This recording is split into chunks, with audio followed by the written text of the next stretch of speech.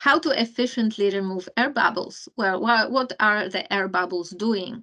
If your target protein is where the air bubble is trapped, then of course this will influence the transfer of your target protein.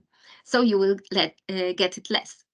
And here, well, we are not doing like that anymore. We are assembling our sandwich directly in the cassette.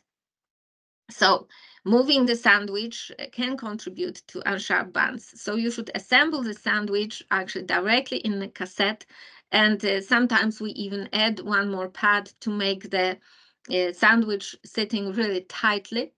And on the YouTube, we will post a short video showing how we are gently pushing the air bubbles from a membrane.